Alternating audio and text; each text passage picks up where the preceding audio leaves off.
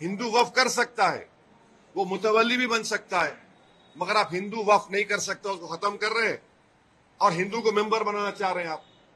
Central Waqf council लेके there shall be, shell का मतलब मैंडेटरी अंग्रेजी में, 2 मेंबर रहेंगे मिनिमम। फिर ये झूठा प्रोपेगेंडा बीजेपी की कि हम महिलाओं को बना रहे हैं, वो पढ़ते नहीं है। ऑलरेडी महिला का प्रोविजन है। क्या प्रोविजन है? अब ये बोल रहे कि 2 बनाएंगे। अभी जो प्रोविजन है एटलीस्ट 2, यानी 2 से बढ़ सकते, आप 2 कर दिए खाली उसको। वफ का एक ट्रिब्यूनल है।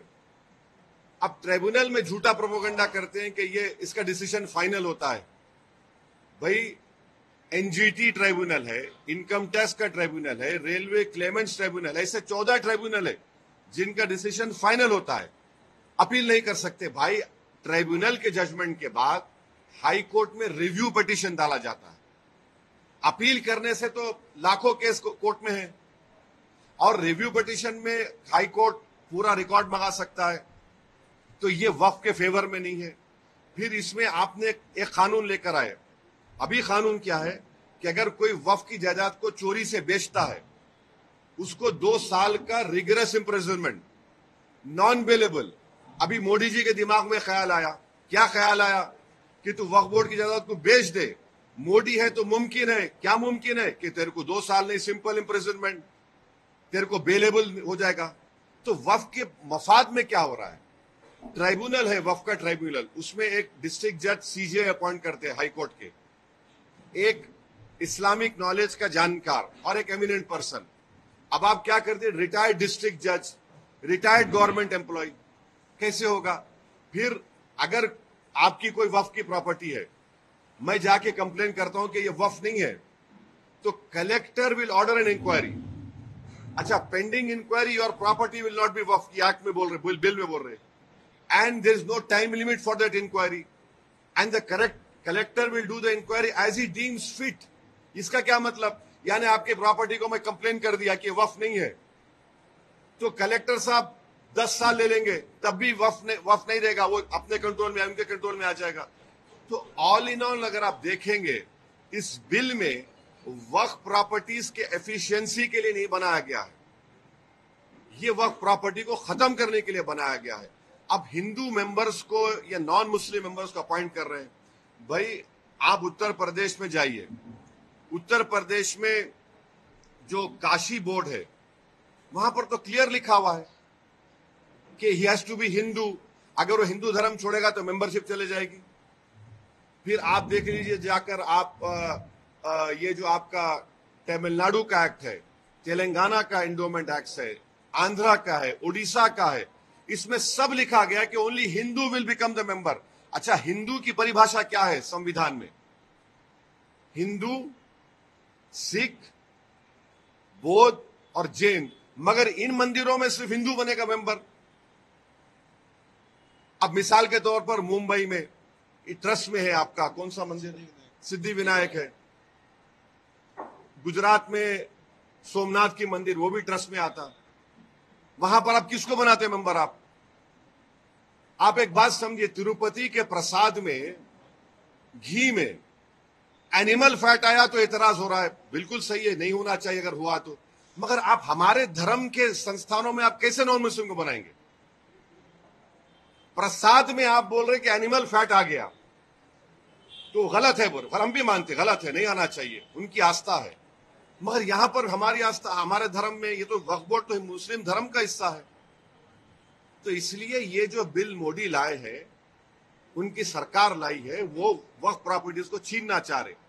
अच्छा, अभी हाजी मलंग की दरगाह है, एकनाथ शिंदे का स्टेटमेंट है कि दरगाह नहीं, हम नहीं मानते। अब ये कानून बनेगा तो कलेक्टर साहब के पास जाएंगे, कोई कलेक्टर बोलेगा नहीं नहीं ये दरगाह नहीं है, ये तो कुछ और है, या इंक्वायरी ऑर्डर कर देगा। ये कैसे होगा बताइए आप? अच्छा, एक मिनट ठहरिए, इसमें एएसआई के प्रोटेक्टेड मॉन्यूमेंट्स भी है। एएसआई चाहता है कि पूरा निकाल दिया जाए वक्फ बोर्ड से।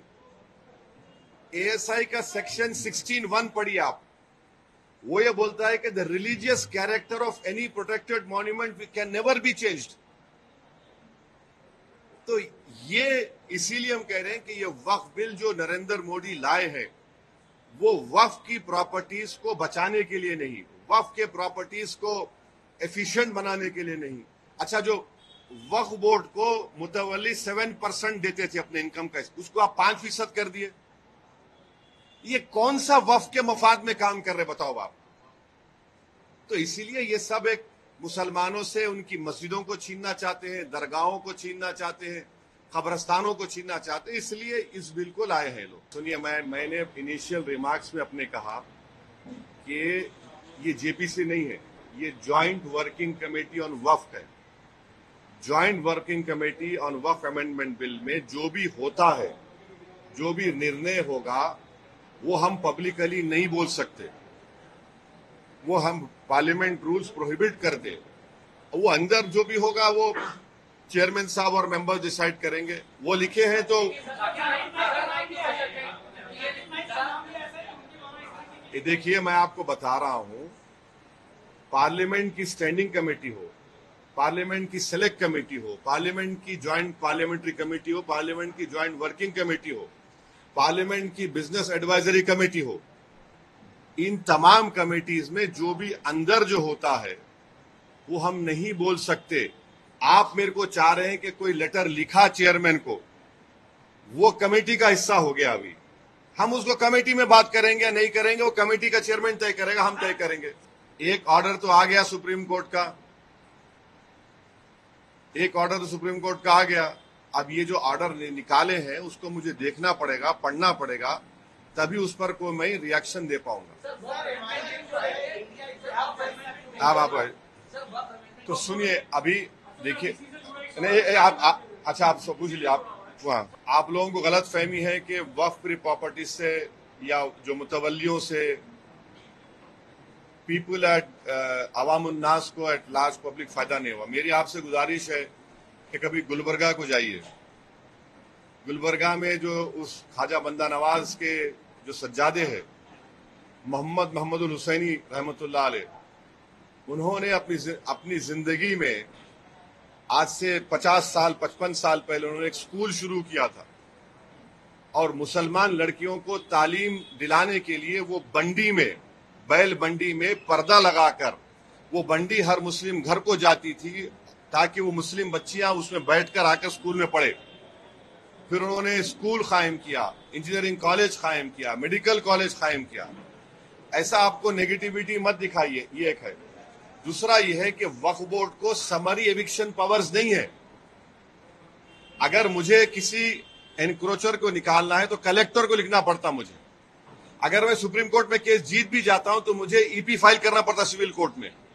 तो वक्फ बोर्ड को समरी एविक्शन पावर्स मिलने चाहिए जो हिंदू एंडोमेंट बोर्ड को दिए गए हैं, वो दीजिए और आप इन एनक्रोचर्स को निकालेंगे। अब जो एनक्रोचर्स है, लिमिटेशन एक्ट वक्फ प्रॉपर्टीज के ऊपर, limitation act Hindu endowment properties पे अप्लाई नहीं होता। अब इस बिल में नरेंद्र मोदी बोल रहे लिमिटेशन अप्लाई होगा, यानी जितने एनक्रोचर्स कब्जा करके बैठे हैं उनको अब मालिक बनाना चाह रहे। अब रहा सवाल तीसरा जो आप यहां पर बड़ी बिल्डिंग का हवाला दिए, वो जो है वो आगा खानी वक्फ की है। अब मोदी जी आगा खानियों के लिए वक्फ बना रहे। हम चैलेंज कर रहे मोदी जी को, आगा खानी जो वक्फ की प्रॉपर्टी थी जिसमें कुरान पढ़ाना, यतीम खाना था, वो उसको 21 करोड़ में किसने बेचा और क्यों बेचा? और क्या वहां पर वक्फ बोर्ड के ऑफिसर्स ने लिखकर नहीं दिया था कि this is a Waqf property? अभी भी मसला सुप्रीम कोर्ट में चल रहा है। तो ये अगर आप पावर्स देखिए, सेक्शन 40 का पावर छीन लेंगे, आप लिमिटेशन एक्ट अप्लाई करेंगे, वक्फ बाय यूजर निकाल देंगे, तो ये किसके लिए किया जा रहा है? फिर वक्फ बोर्ड के लिए तो नहीं किया जा रहा है ना, ये तो बड़े बड़े दौलतमंदों को फायदा पहुंचाने के लिए किया जा रहा है, बिल लाया जा रहा है। इम्तियाज जलील साहब ने लिखकर एक प्रस्ताव भिजाया है कांग्रेस के महाराष्ट्र के अध्यक्ष को और एनसीपी के अध्यक्ष को, उन्होंने लिखकर भिजाया है। मैं इतना ही कहूंगा, अब वो उनको डिसाइड करना है। इससे जुड़ी हुई एक बात आपसे करना चाह रहा हूं, जो इम्तियाज जलील की लीडरशिप में जो प्रोसेशन जो गाड़ियों का काफिला औरंगाबाद से निकला, उसमें तो इम्तियाज जलील ने हर जिले के कांग्रेस, राष्ट्रवादी और समाजवादी, इन तमाम के जिले के लीडर्स को से उनके बड़े बड़े अध्यक्ष को लेटर लिखा कि आप आइए, इसमें आप आकर इसको ज्वाइन करिए, ये कोई पॉलिटिकल प्रोटेस्ट नहीं है, आप इसमें शामिल हो जाइए। कोई नहीं आया। भाई इतने एमएलए, मुस्लिम एमएलए जीत कर आए कांग्रेस पार्टी से, उनको आना चाहिए था। भाई ये तो एमआईएम का फंक्शन नहीं था, ये तो जो उस शख्स ने हमारे प्रॉफेट मोहम्मद सल्लल्लाहु अलैहि वसल्लम के खिलाफ जो अनाप शनाप बकने की कोशिश की, और फिर एक बीजेपी का एक विधायक है जिसने अनाप शनाप भाषण दिया, उसके खिलाफ एक प्रोटेस्ट हुआ था। अब उसमें भी नहीं आते। तो मैं अब फिर से उनसे रिक्वेस्ट कर रहा हूं कि अब जब सेकेंड फेज ऑफ प्रोटेस्ट होगा महाराष्ट्र में, मुंबई में, उसमें आप लोग आइए, आप लीड करिए, हम आपके पीछे खड़े होने तैयार हैं। ये तो नामूसे रिसालत का मसला है ना। ये तो प्रॉफेट मोहम्मद सल्लल्लाहु अलैहि वसल्लम के खिलाफ जो किसी ने बकवास बकने की कोशिश की, तो ये उनको देखना, जनता देख रही है इन लोगों को। आप आ ही नहीं रहे प्रोटेस्ट में। और जो लोग बोल रहे थे प्रोटेस्ट वायलेंट होगा, वायलेंट होगा, उनको तो चुल्लू पर पानी में डूब मरना चाहिए, बेशर्मों को। वो जो प्रोपेगेंडा कर रहे थे कि वायलेंस हो जाएगा, वो हो जाएगा, ये हो जाएगा, अरे बेशर्मी की हद कर दिए, झूठ की हद कर दिए। 10,000 गाड़ियां निकली और 10,000 गाड़ियों में से पूरे पीसफुल गए। एक दो जगह पर उनको आईने फोड़े गए गाड़ी के, फिर भी हम लोग प्रोवोक नहीं हुए। मैं सलाम करता हूं, मैं तो सलाम करता हूं उन तमाम लोगों को जो सिर्फ प्रॉफेट मोहम्मद सल्लल्लाहु अलैहि वसल्लम के बारे में जिस शख्स ने बकवास बकी और रूल ऑफ लॉ के अपहेल्ड करने के लिए संविधान को तिरंगा लेकर निकले। इन लोगों को नहीं आते, तो अब मैं क्या करूं इसके बारे में। मगर जनता देख रही है, दुनिया देख रही है। आप ये बात एक आता हूं। हाँ, हम भी डटे हुए हैं। हम कहां डटे हुए नहीं है? आपको क्या लग रहा है? जितना हम डटे हुए हैं उन तो वो तो हटे हुए हैं, वो तो डरे हुए हैं, हम तो डटे हुए हैं। हाँ, अभी उनका सवाल हो जाए।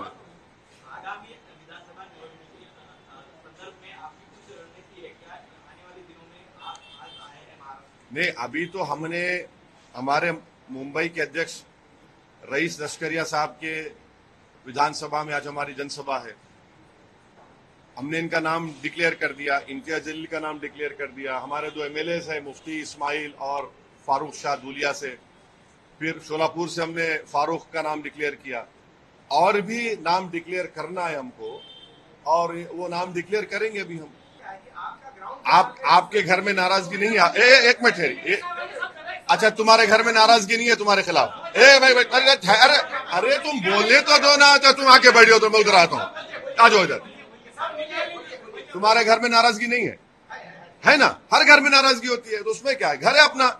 अब मुंबई में कई मरतबा आता हूं, कई मरतबा अपने कार्यकर्ता से मिलता हूं, आप लोगों से बच के निकल जाता हूं। इसका यह मतलब तो नहीं है कि हम नहीं मिल रहे हैं, आते हैं, मिल रहे हैं, काम हो रहा है। यकीनन इस बात का मैं इकरार कर रहा हूं कि there is always a room for improvement. हम इम्प्रूवमेंट करेंगे और अच्छा करेंगे, मगर ये बोलना कि बिल्कुल ही नहीं, ऐसा नहीं है। ये पहले एक सवाल हो जाने दीजिए। नहीं, मैं नहीं, कहां भाग रहा हूं मैं? नहीं, अगर नाम काट रहे हैं तो नाम दलाइए ना आप। डेट ऑफ पोलिंग आने तक नाम दला सकते हैं आप, नाम दलवाइए। आप रो क्यों रहे हैं? आप नाम दलवाइए। अगर आपके नाम का बीजेपी नाम डाल रही है डिलीशन का, तो आप डालिए उनका नाम। कौन रोक रहा है आपको? आप डालिए नाम और इलेक्शन कमीशन को रिप्रेजेंटेशन भिजाइए, मीडिया को दीजिए कि कहां पे कौन सी 10 विधानसभा में चुनाव हो रहा है, बाई इलेक्शन का, कहां से नाम काट रहे हैं वो दे दीजिए। मीडिया को बोल दीजिए कि इस विधानसभा में इतने नाम काटे गए मुसलमानों के, मगर नाम दलवाइए आप। नहीं, इस सवाल का जवाब जो है हमारे उत्तर प्रदेश के अध्यक्ष जनाब शौकत अली साहब आपको देंगे। वो भाई नहीं पूछे, वो पीछे आपके जो है। नहीं, जवाब दे दिए। अब डेमचौक डेमसांग में 2000 स्क्वायर किलोमीटर पर चाइना कब्जा करके बैठा है। ऑल वेदर रोड्स बना चुका है। चाइना वहां पर जो स्ट्रक्चर्स बना रहा है अपनी आर्मी के लिए, ऑल वेदर, उसमें माने हीटिंग है, वहां पर खाने का इंतजाम है। हम आज भी चैलेंज कर रहे नरेंद्र मोदी को, अगर हम झूठ बोल रहे तो नरेंद्र मोदी आपको, मीडिया के लोगों को लेकर जाइए डेमचौक डेमसांग में और सुनिए। 1 साल पहले एसपीज की कॉन्फ्रेंस हुई थी जिसमें लद्दाख के पुलिस कमिश्नर ने कहा था कि 65 पेट्रोलिंग पॉइंट्स में से 25 पेट्रोलिंग पॉइंट पर हमारी आर्मी और पैरामिलिट्री फोर्स वहां पे पेट्रोलिंग नहीं कर सकती। वो जो पिक्चर में तालाब दिखा था ना, वो मशहूर पिक्चर था, वो नाम याद नहीं आ रहा, देखता नहीं हूं मैं, वो तालाब को आप नहीं जा सकते अभी। वो तालाब को खाली आपको टीवी में देखना पड़ेगा। आधा तालाब चाइना ले लेके चला गया। तो ये सुनिए, तो हमारे जो दोस्त लेटर लिखे हैं उनको तो डेमसांग डेमचौक के बारे में बात कर। अब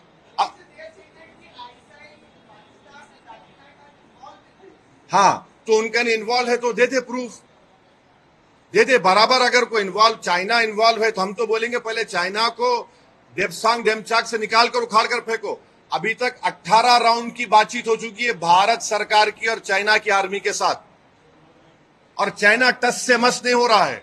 और मोदी जी देश को झूठ बोले थे। क्या बोल, सुनिए, सुन तो लीजिए, क्या कहा था, ना घुसा है ना घुसेगा। 18 राउंड की बातचीत क्या बिरयानी खाने के लिए की जा रही है चाइना से? तो अरे भाई, आपके ने प्रूफ है तो देखिए ना। मेरे को क्या करना है चाइना आईएसआई से? मैं ये कह रहा हूं चाइना तो कब्जा करके बैठा है और पीओके में पाकिस्तान कब्जा करके बैठा है, निकालिए उसको वहां से।